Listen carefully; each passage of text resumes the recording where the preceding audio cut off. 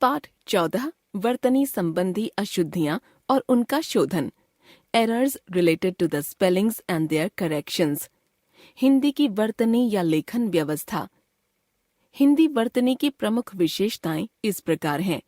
हिंदी की वर्तनी में समस्त व्यंजनों एवं स्वरों को मिलाकर उसी तरह लिखा जाता है जिस तरह से मिलाकर उच्चारण किया जाता है।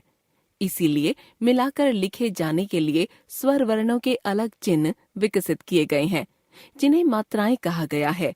व्यंजनों को सभी मात्राओं के साथ इस प्रकार लिखा जाता है।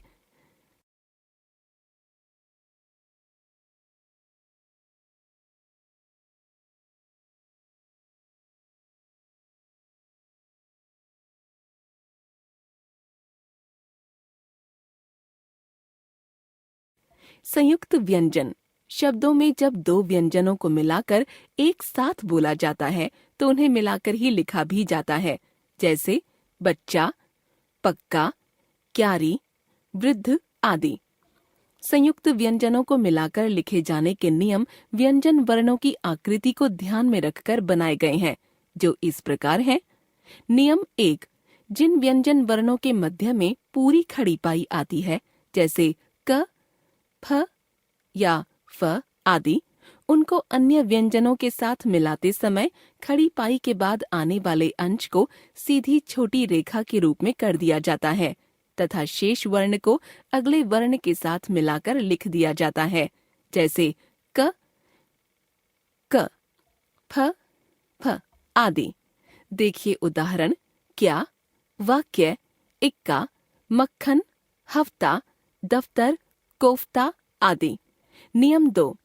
जिन व्यंजन वर्णों में खड़ी पाई अंत में आती है, जैसे ख, ग, घ, च, ज, झ, ण, त, थ, ध, न, प, ब, भ, म, य, ल, व, स, श, श, उनकी खड़ी पाई हटा दी जाती है तथा बचे हुए वर्ण को अगले वर्ण से जोड़ दिया जाता है, जैसे न, न, ल, ल आदि।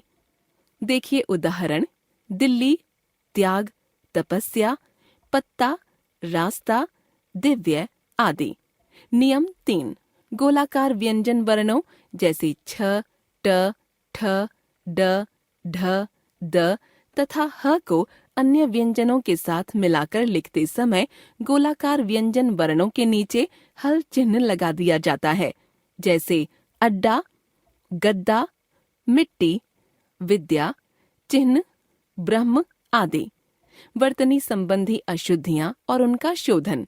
स्वर एवं उनकी मात्राओं से संबंधित अशुद्धियां। आ संबंधी अशुद्धियां।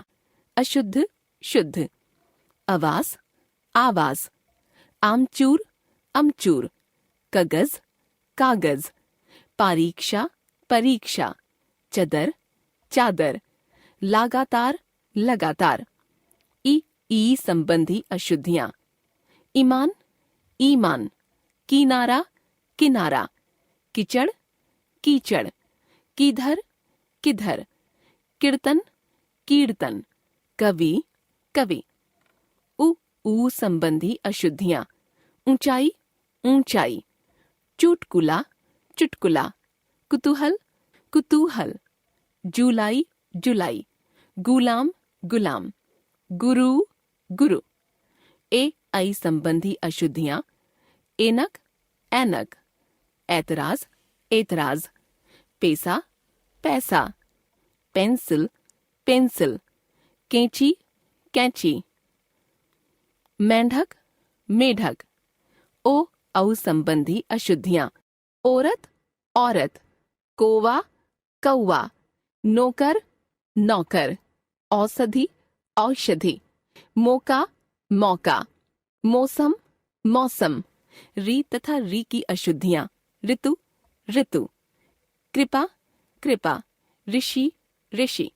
दृष्टि, दृष्टि। ऋण, ऋण। पृष्ठ, पृष्ठ। ज्ञ तथा ज्ञ की अशुद्धियां।